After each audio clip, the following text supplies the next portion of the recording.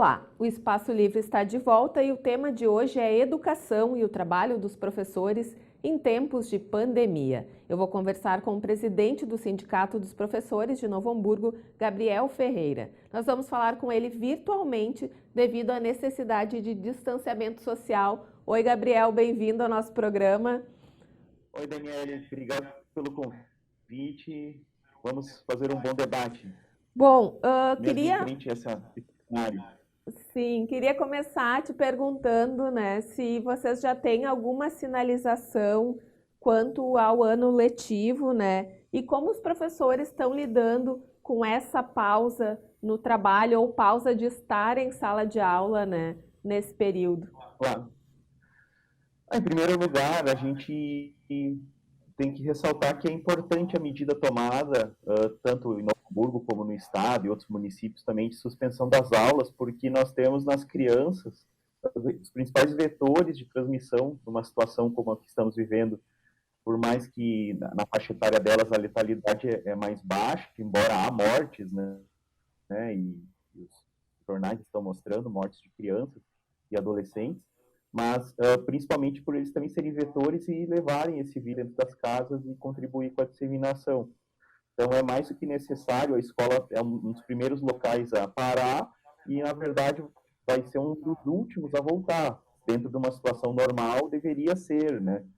E em função de toda essa... Em Novo Hamburgo, por exemplo, são 27 mil pessoas, praticamente, quase 30 mil pessoas diariamente circulando nas escolas municipais, entre alunos, entre professores e funcionários, e é um número muito grande de pessoas dentro do município.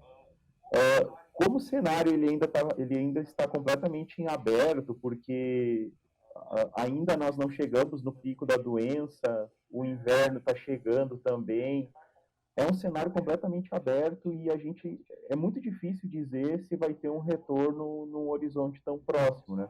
Alguns falam em junho, outros falam em meados de junho, julho, mas em função desse cenário e em função do inverno que se aproxima, em função do pico, que na verdade a gente não chegou ainda e o nosso município ainda está conseguindo de alguma forma se manter, né, com números mais baixos em relação a outros, mas a gente não sabe com o retorno do comércio funcionar, né, com o retorno de algumas atividades, se a gente não vai ter então uma nova onda bastante séria.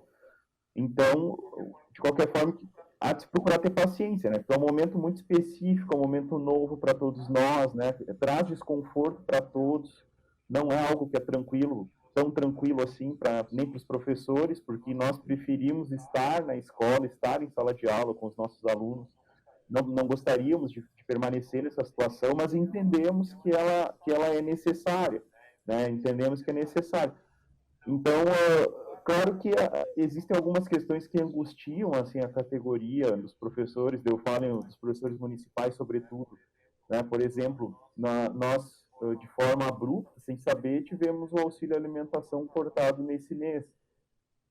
Lembrando que a gente não está em férias, né? Nós estamos fazendo trabalhos remotos, com formação de professor, formação interna entre os professores, reformulação do PPP das escolas, fazendo, depois eu vou falar, a gente vai aprofundar, né, a interação com alunos, né, de alguma forma, não estamos parados, né? E aí só não houve nenhum diálogo por parte do executivo de dizer, ó, no mês de maio nós não vamos pagar o auxílio alimentação, simplesmente apareceu no contra-cheque e a gente achou isso dentro de todo esse cenário, digamos assim, também uma falta de consideração com a categoria mais volumosa né? E na verdade isso não foi só os professores, né? Foram todas as categorias de certa forma, mas sem nenhum tipo de aviso aos servidores públicos de que aconteceria, né? Abriu o contra-cheque e ver isso, mas enfim, isso é só um registro, porque também é algo que traz ansiedade para todos nós, né? Essa falta,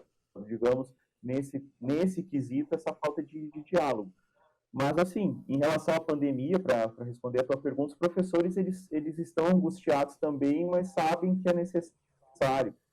E aí a gente pede, os professores todos estão pedindo também a paciência por parte das famílias, paciência por parte das crianças, e a gente vai superar isso, né? Mas é um mal necessário. Tem a questão da Quanto ao retorno insegurança letivo, também.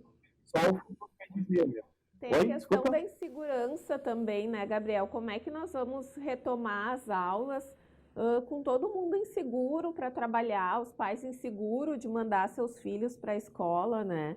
Eu acho que não tem Claro, aprendizado que resista, né? Ou vontade de aprendizado que resista a essa insegurança, né? exatamente. Exatamente, nós temos pais que já disseram, né, já se manifestam em redes sociais ou em contato com os professores que já dizem, eu não vou enviar meu filho, se voltar às aulas agora em junho, eu não vou enviar o meu filho. Há uma Né? possibilidade de Eles têm grande essa evasão consciência. também, né, escolar.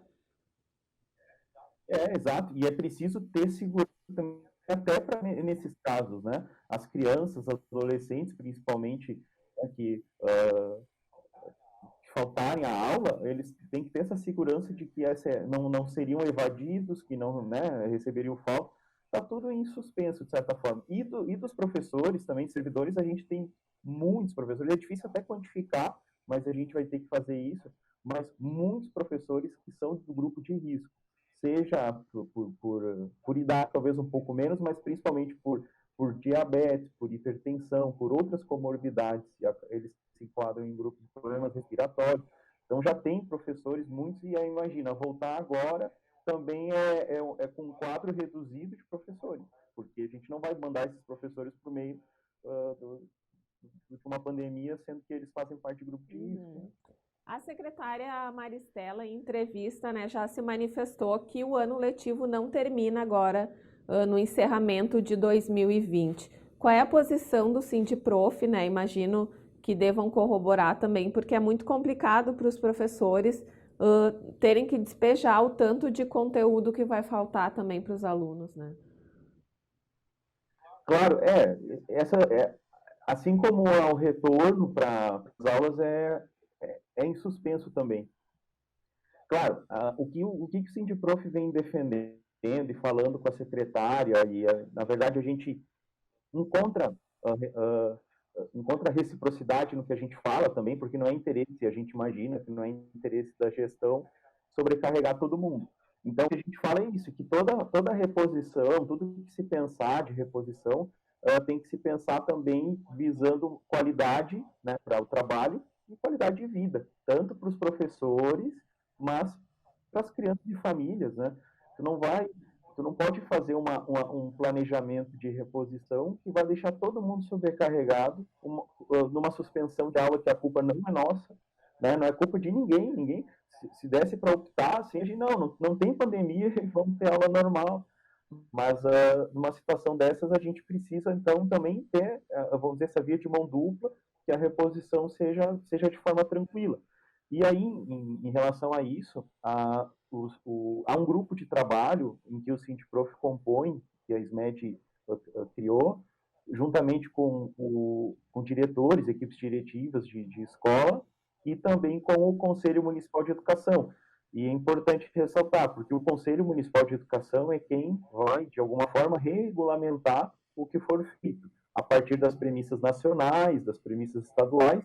No município, ele, juntamente, né, com os gestores, é o que vai acabar regulamentando. Então, esse grupo de trabalho montado se reuniu agora na última semana pela primeira vez, e ele vai, a partir dos dados, a partir das projeções, ele vai vendo alternativas de reposição, né?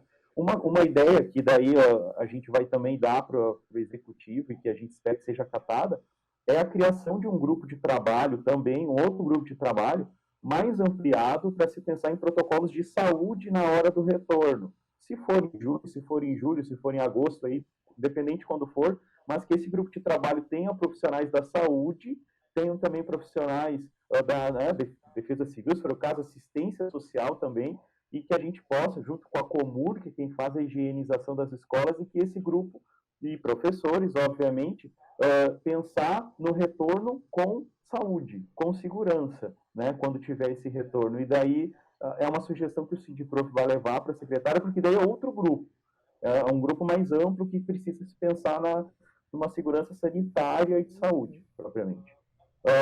Assim, nacionalmente, Daniele, só para complementar a resposta, na verdade, nós, de certa forma, estamos aderindo nacionalmente falando, porque o Ministério da Educação é o que deveria estar guiando a gente nesse momento, nos dando segurança e dizendo, ó, calma, fique em casa, não tem aula e a gente vai ver uma melhor alternativa. Na verdade, que a gente vê o ministro da Educação publicamente dizendo que quer a volta às aulas, que por ele as aulas voltavam, chamando os governadores e prefeitos de irresponsáveis, assim como o seu chefe Nós também temos faz. a própria questão do Enem, né?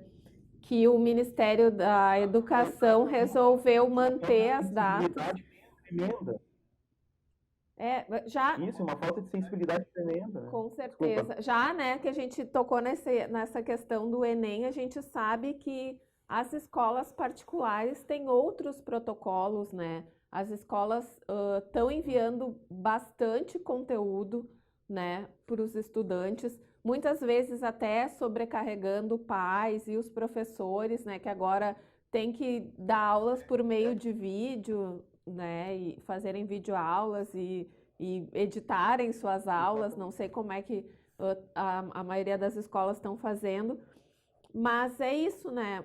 A gente tem essa realidade das escolas particulares e uma realidade muito diferente das escolas municipais, que muitos estudantes não têm nem acesso à internet, né? Como é que faz para manter o vínculo com esses estudantes, né? Especialmente aqueles de comunidades que teriam mais necessidade de ter esse acolhimento escolar? Sim, esse, na verdade, é um dos grandes desafios que a gente tem, porque se nós entendemos de forma correta, né, teu raciocínio é muito pertinente, a gente tem uma desigualdade social muito grande em que alunos de escolas particulares, sobretudo, têm acesso à informática, acesso a várias ferramentas, e que a grande parte dos alunos de escola pública não tem nem ferramentas de comunicação adequada, internet, e nem condições materiais, né? Uma casa com 2 cômodos que moram 5 pessoas, 6 pessoas, tu não tem condição de fazer uma teleaula, uma aula à distância com qualidade. Então, e esse desafio também se dá na questão do vínculo. Muitos professores, eu acho isso é acertado, e até ressaltar que isso foi uma iniciativa dos professores das escolas municipais e que depois foi encampado pela administração municipal, pela SMED, como prática, mas partiu de uma iniciativa dos professores, no primeiro momento, procurarem manter contato com as famílias e com os alunos, através tanto das redes sociais, das suas redes sociais e das escolas, mas também até por grupos de WhatsApp, onde uma forma de interação, não necessariamente de aula, né? Porque daí a gente daí vai causar essa desigualdade, como nem todos os alunos vão ter acesso, então eu não vou atingir a todos, eu vou ampliar uma desigualdade. Mas como uma interação, sugestão de o que fazer durante o isolamento social, incentivando a ficar em casa, mantendo o vínculo. É o ideal? Talvez não, mas aí o desafio é encontrar, Daniel, qual que é a ferramenta que conseguiria chegar até os alunos. É totalmente inviável, ao meu ver, pelo menos agora, enviar material físico para os alunos. Primeiro que vai fazer os alunos ou suas famílias se deslocarem até a escola, né? Ou para o ponto que seja para pegar alguma atividade em folha. Segundo que a folha de papel vai levar o vírus, né? Pode levar vírus para dentro das casas.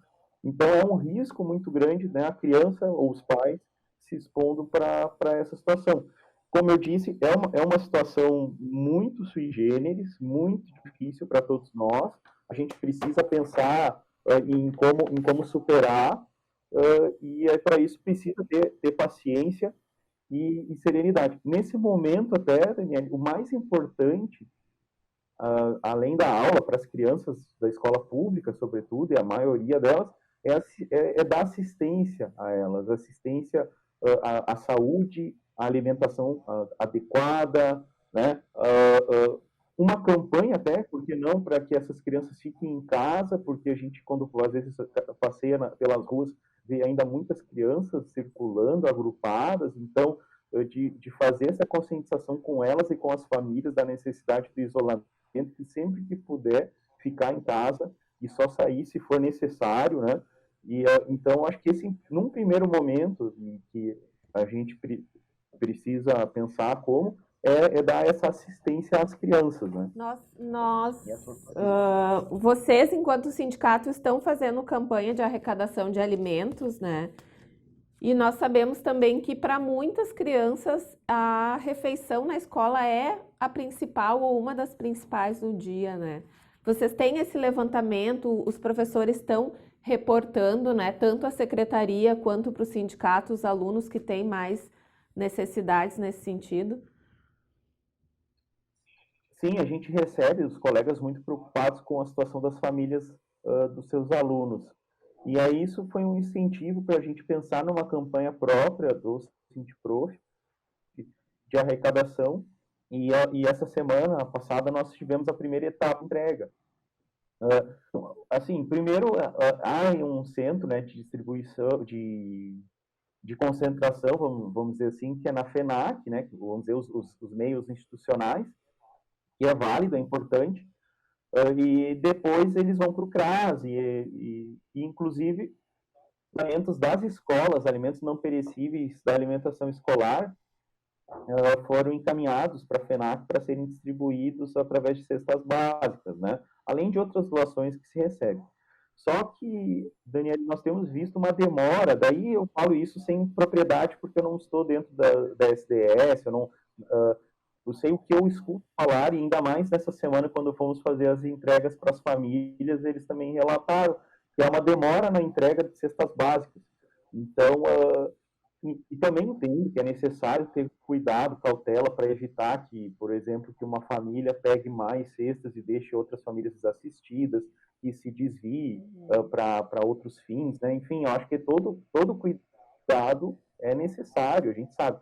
Mas, ainda assim, acredito que precisa ter mais agilidade para a entrega. Né? Algumas famílias, e daí a gente ainda não confirmou, mas eu digo o que eu ouvi de mais de uma, é que eles foram informados que só poderiam retornar ao CRAS no dia 22 de maio. E considerando que nós estávamos, né, na ocasião ali no dia 7 de maio, então são mais 15 dias sem alimentação. Então nós fizemos essa campanha, além, claro, a gente faz a cobrança também para que quem é o responsável por isso, né, dos gestores públicos também sigam com seu papel, mas o sindicato daí organizou essa campanha de arrecadação, tanto de produtos como em dinheiro, e depois nós compramos cestas básicas com esse valor. Então, na primeira etapa foram 20 cestas básicas, e aí os professores indicaram as famílias, os seus alunos que mais precisam. Alguns professores estão fazendo a entrega, então daí nós também deixamos cestas básicas para esse pessoal que daí está na escola, que conhece mais, então também para eles fazerem a distribuição. E conseguimos, nessa hora, conversar um pouco mais com essas famílias, é bem preocupante mesmo a situação, Daniel. E muitos assim, trabalham de forma informal, não tem carteira assinada, ainda não ganharam o auxílio emergencial do governo federal, ainda sob análise, e precisam. A gente viu ali que precisam. E é isso que na verdade, tem que se fazer, botar o pé na rua e visitar, né? Por mais que a gente, né, fique em casa, mas aí com todo cuidado, mas quem tem que fazer isso, né, tem que ir lá ver como estão essas famílias, né? E vai ver que é verdade, as pessoas estão precisando bastante mesmo, né? As pessoas realmente, algumas ficaram muito emocionadas, né, de receber um alimento que deveria ser natural, outro já ter, né? A nossa Constituição fala que todo mundo tem que ter acesso à alimentação de qualidade, à saúde, e essas pessoas realmente estão passando por necessidade, e a gente tem que fazer de tudo para ajudar. E então é isso. Se alguém quiser até ajudar, o Sindprof vai continuar. A gente vai deixar os contatos de vocês aqui depois também, para quem quiser ajudar a campanha. Gabriel, tenho acompanhado, né, as redes de vocês, e tu tens realizado, o sindicato como um todo, vários debates, né, acerca do educar, o que é muito importante, né, nessa época de fomentar, né, o senso crítico dos alunos, dos professores, Como é que tu vês isso, né? Uma época que a gente está, que até a questão da pandemia se torna polarizada, né? Tem um viés político de aderir ou não ao isolamento. Qual a importância desse fomento ao senso crítico dos estudantes e também de muitos professores? É importante a tua pergunta, porque nós sempre, o sindicato historicamente, né, não só na nossa gestão, mas nas anteriores, ele já vinha fazendo um trabalho de não só isso, de ser uma ferramenta importante de luta por direitos, mas também de fazer ser um local de debates, né, de discussões entre os professores, né. Agora, e nós procuramos fazer isso também cotidianamente, antes da pandemia, né, nós já tínhamos promovido palestras, discussões, né, até uma ocasião a gente fez uma amostra de trabalho de professores, foi bem interessante. Só que com a pandemia, como muitos de nós, a gente precisa se reinventar, né? Assim como agora, né, com essa entrevista remota aqui, que a gente tem que usar novas ferramentas, o sindicato é a mesma coisa, a gente precisou inovar, então aprendemos, vamos dizer assim, na marra, a usar as ferramentas que se tem. E aí, o que fazer na pandemia? O que fazer no distanciamento social? Vamos suscitar o debate, vamos suscitar formações, vamos fazer o que for preciso para a gente continuar ativos também, para a gente, né, inclusive, imagino que, eu vi que vocês já falaram também com médicos, né, sobre o assunto. Tem uma onda, né, de angústia, de depressão muito forte que aumentou, né, nesse período de isolamento, afastado dos seus colegas, dos seus familiares, dos seus locais de rotina. Então, é uma forma dos professores seguirem interagindo mesmo à distância. E sobre o que tu perguntaste mais especificamente, que é do pensamento crítico, né?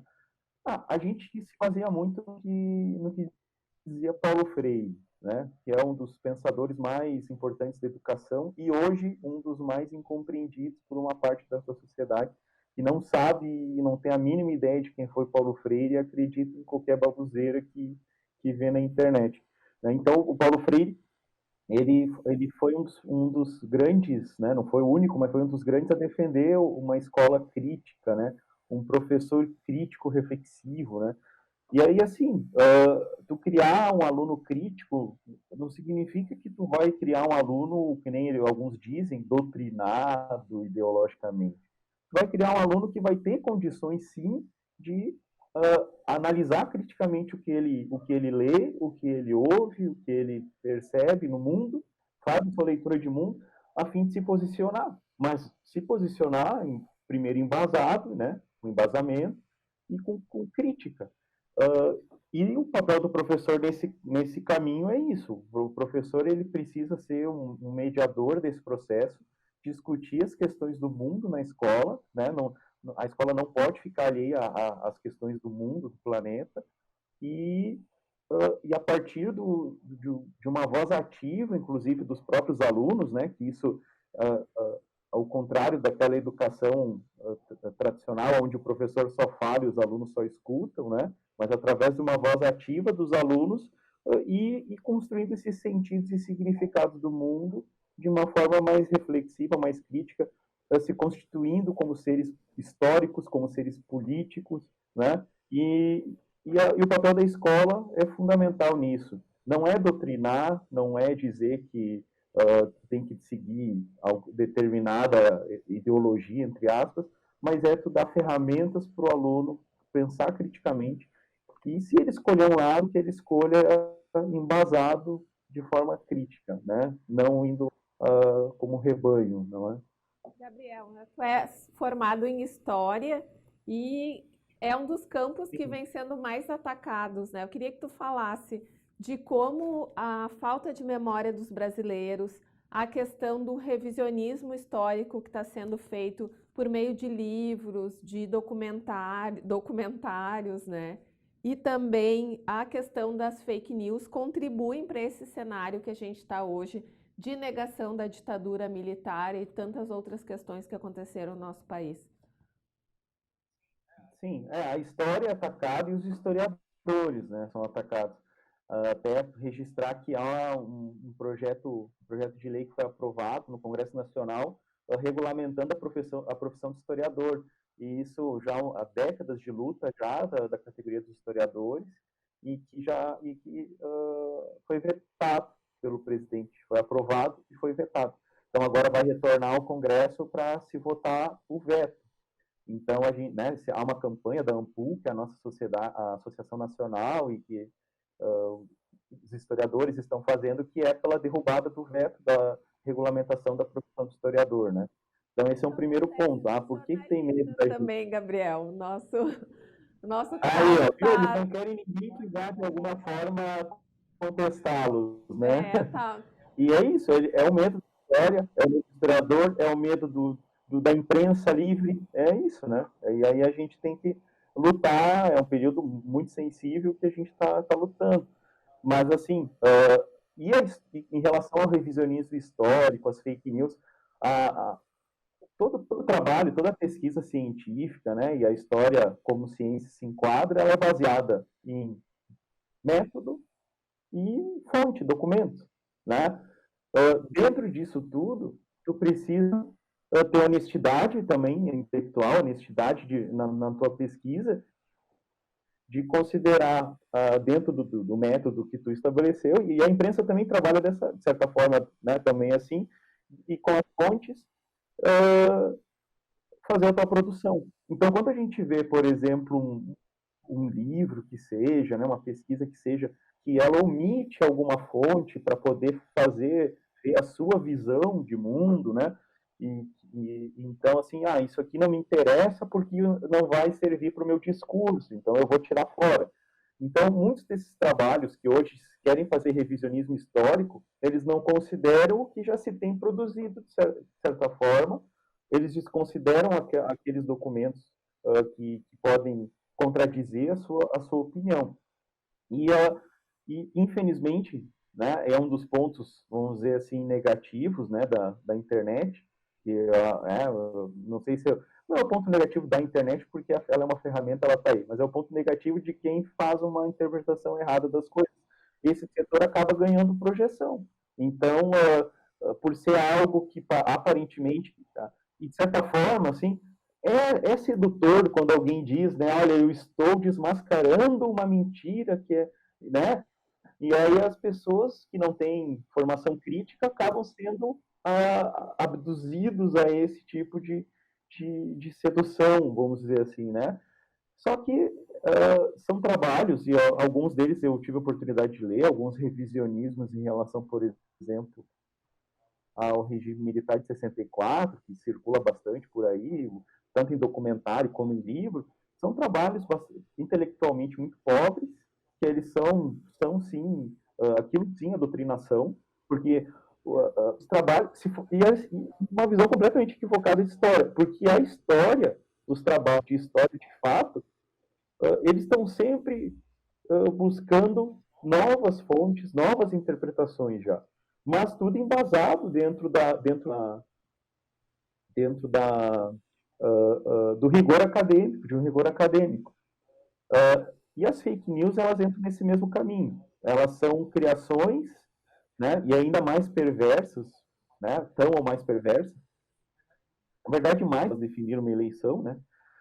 E porque as fake news, então, elas também é uma desonestidade mais completa ainda, porque ainda numa produção de um trabalho de história, por exemplo, que não é muito honesto, talvez a pessoa ela faça isso sem perceber. Eu vi essa fonte aqui, ela não me interessa e é uma coisa. Agora, a fake news é algo mais deliberado. Se eu vou dizer que os caixões em Manaus são vazios para tentar aumentar o número de mortes da Covid-19, que não é tudo isso, que é só uma gripezinha, eu vou espalhar essa fake news aqui, porque eu quero realmente que ela se espalhe para abalar a verdade, vamos dizer assim. Então é algo mais deliberado. E aí ela não é também algo tão ingênuo assim, né? Ela tem uma indústria por trás, está se descobrindo cumprindo, tem uma CPI que está se avaliando isso também, né? Então, pessoas treinadas, capacitadas para criar fake news dentro de critérios psicológicos e ferramentas para disseminar essa fake news, né? Psicológico eu digo porque sabe o que fala para bater naquela pessoa, para que aquela mensagem chegue na determinada pessoa. E ferramenta para disseminar isso através de robôs, através do WhatsApp. E é triste a gente ver que numa era em que a informação ela é tão deveria ser, né, de uma forma positiva, disseminada, eles usarem para propagação de mentira, de ódio, né, e que definiu uma eleição. Eu acho que também é muito importante as crianças mesmo de séries iniciais e os adolescentes terem essa noção para também passarem para os seus pais, né? Muitos e pais e avós, muitos dos que estão tendo acesso agora, né, há pouco tempo à tecnologia e que acabam caindo mais nessas fake news, né? Então, acho que é importante a gente instrumentalizar as crianças também, os adolescentes, para mostrarem para os seus pais, para as pessoas que não têm tanto essa noção do quão danoso são essas fake news, né, para todos nós. Isso, e a imprensa, inclusive, até tem um papel importante nisso, que existem setores dos meios de comunicação especializados em desmontar as fake news, né? A agência Lupa, entre outras, né? Então, eles procuram ver, assim, da onde que... Porque, apesar de ser uma fake news, mas ela se baseia em alguma coisa que aconteceu em algum momento, né? Por exemplo, o exemplo dos caixões ali, não tinha relação à Covid, era algo de alguns anos atrás, de um golpe de seguro que foi feito, o caixão foi enterrado com um saco de terra e de tijolo. Às vezes é descontextualizado. Exatamente, eles pegam algo ali que realmente aconteceu de uma outra forma, né? Agora, na época da eleição de 2018, a gente tinha as fake news e tinha algumas delas que tentavam taxar as pessoas que não apoiavam o que acabou ganhando as eleições, né? Que tentavam taxar de serem baderneiros ou de não sei o quê. Então, eles pegavam, por exemplo, teve uma muito interessante que eles pegaram um manifesto na Austrália, acho que se não me engano foi na Austrália, em 2001, contra as alterações climáticas. Então, as pessoas na Austrália, né, em 2001, olha quanto tempo, fizeram um protesto sem roupa. E aí eles disseram que aquela foto ali era de uma universidade pública brasileira. Entende? E aí as pessoas compram isso. Olha como é que é a Universidade do Brasil. As pessoas ficam fazendo ato nuas, né? Olha que perversidade.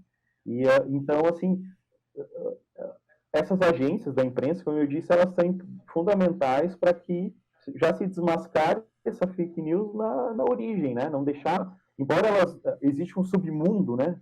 Que acaba, mesmo tu dizendo que aquilo é mentira e provando por A mais B, elas ainda de alguma forma continuam a se propagar. Gabriel, o mesmo acontece. Mas é um trabalho importante. O mesmo acontece com a ciência também, né? O que acontece com historiadores, jornalistas, professores, acontece também com os cientistas, né? Nós temos muitos recursos que foram tirados da ciência e agora precisamos desses cientistas para encontrar alguma possível medicação, vacina, o mundo inteiro junto por meio da ciência, que vai ser a única forma de combater essa doença, né? Exatamente, e é uma sucessão, né, de cortes e de desmonte da ciência no país, infelizmente, né? Até não é de hoje, mas foi intensificado, né? Isso é importante dizer, né?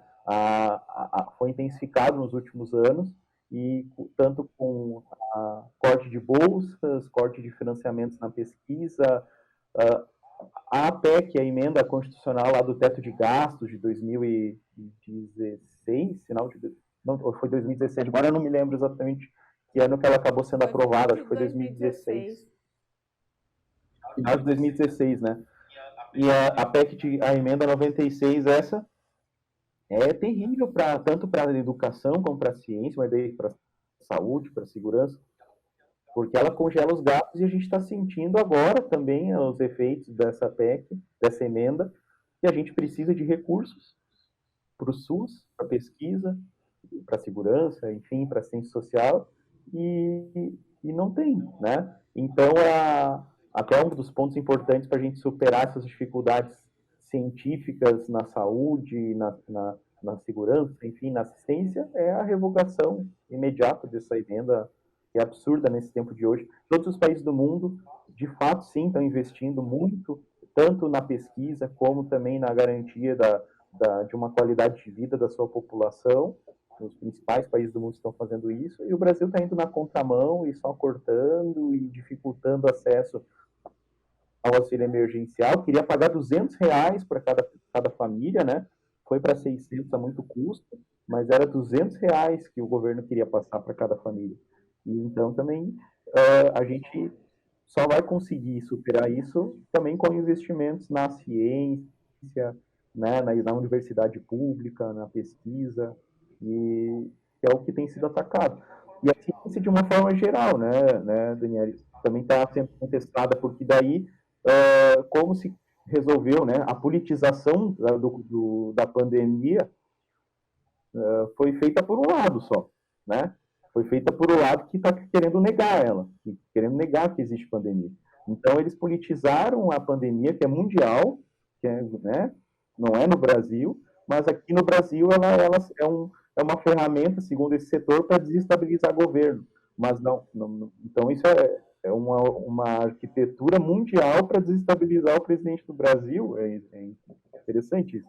E a ciência, como ela é a linha de frente, tanto que caiu o ministro, né? O ministro que, com todos os seus defeitos do passado, no Mandetta, mas ele ainda propagava a ciência, ainda defendia um método científico para analisar a questão, e caiu porque não servia ao discurso oficial de contestar a ciência, né?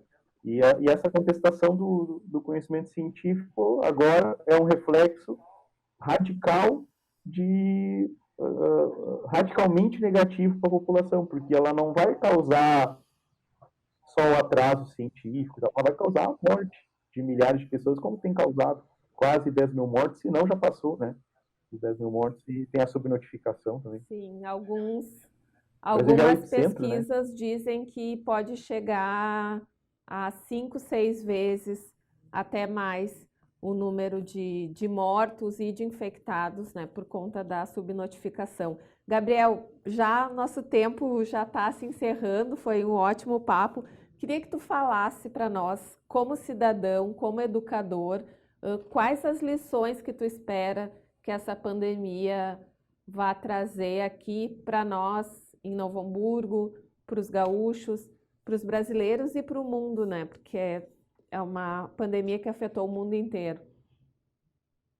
Sim, a gente precisa aprender, de fato, lições com essa pandemia. E não de uma forma romantizada, a gente vê algumas pessoas, né, essa pandemia me ensinou. Tá? Não é isso, não é ver, é ver de forma concreta. Eu acho que a primeira delas é o servidor público voltar a ser mais valorizado, né? Porque hoje, quem está na linha de frente nos hospitais, nas ruas, na segurança pública, para garantir, né, que as pessoas na assistência social, para garantir assistência e atendimento à população, são servidores públicos na sua maioria, né? Nem no caso dos professores, que estão hoje tentando, de alguma forma, com todas as dificuldades, manter um vínculo com seus alunos, e que depois, quando retornar, vão ter que lidar com todo um calendário escolar para se repor, com uma defasagem de aprendizagem que vai acontecer, independente de ter aula à distância ou não, né, porque pela desigualdade que a gente tem. Então, se essa revalorização de servidores públicos, e que, infelizmente, hoje até a pandemia estão usando como desculpa para atacar, congelar salários e tudo mais.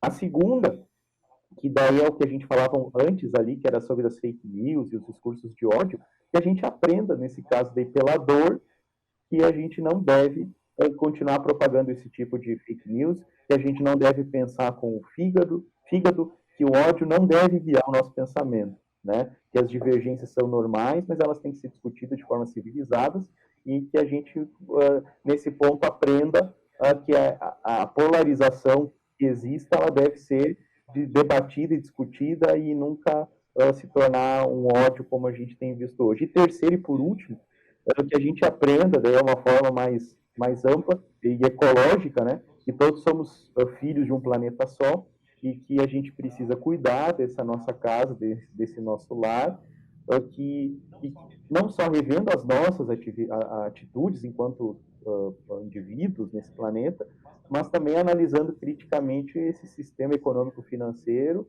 que quer extrair o que pode do nosso planeta sem se preocupar com o amanhã. Então, acho que é isso que a gente aprenda, porque a pandemia nada mais é também do que um reflexo do que se tem feito com o planeta nesses últimos séculos.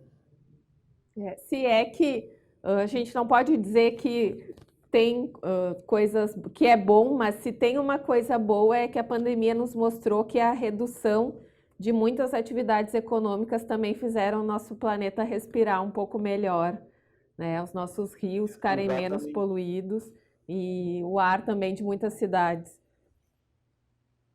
Mostra o quão mal esse sistema econômico, financeiro acaba fazendo o planeta, né?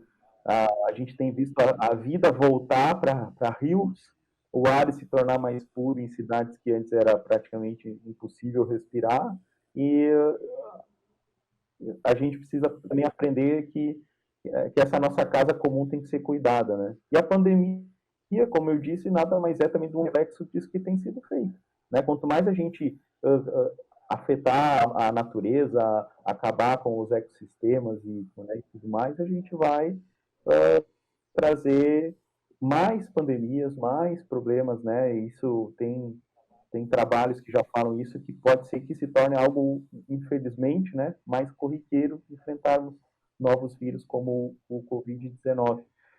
Mas, assim, só para também uma última mensagem, assim, Daniel, para as pessoas que estão também nos ouvindo, eu acho importante a gente respeitar as determinações da ciência, né, técnicas, permanecer em casa o máximo que der, para os nossos gestores, que eles tenham sensatez de permanecer com o isolamento o quanto for preciso para garantir a saúde de todas e todos, garantir alguma qualidade de vida para a população, e para a população em geral ficar em casa e, se precisar sair, somente quando necessário, com máscara, álcool gel, com distanciamento social.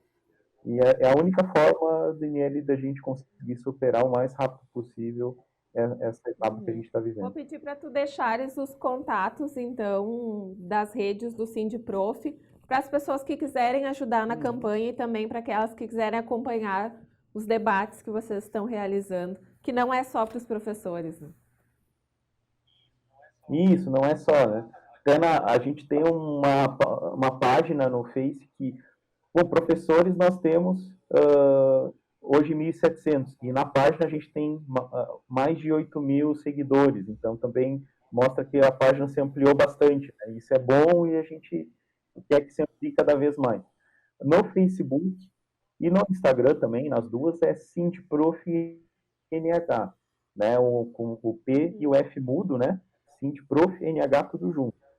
E ali consegue acompanhar os debates, pode entrar em contato conosco se quiser contribuir com a nossa campanha de arrecadação de alimentos. Quero agradecer muito a tua participação. Esse é o nosso primeiro programa nesse formato. Até o Espaço Livre, nós tínhamos uma pauta extensa esse ano de ir para a rua, mostrar as ações de projetos sociais, projetos nas escolas, né, também entidades. Tivemos que repensar as pautas, voltar para o estúdio, mas não deixar de trazer temas importantes para o debate. Eu queria parabenizar vocês da TV Câmara, porque vocês vão muito além de só transmitir sessão, né? A TV Câmara podia só transmitir a sessão, mas vocês vão muito além. Você tem uma produção de conteúdo com qualidade, profissionais muito qualificados, e é um orgulho do nosso município poder contar com uma TV Câmara dessa qualidade, dessa estatura como que vocês conduzem. Então, me deixar parabéns a todos os jornalistas, trabalhadores, servidores desse importante veículo de comunicação que o município tem. Obrigada, Gabriel. Estamos também à disposição do sindicato. Então, tá, esse foi o Espaço Livre, né, falando sobre educação e o trabalho dos professores em tempos de pandemia. A conversa de hoje foi com o presidente do Sindicato dos Professores de Novo Hamburgo, Gabriel Ferreira. Você pode assistir a este e outros programas no nosso canal no YouTube e também receber as notícias da Câmara pelo WhatsApp. Obrigada pela sua audiência. Até o próximo programa.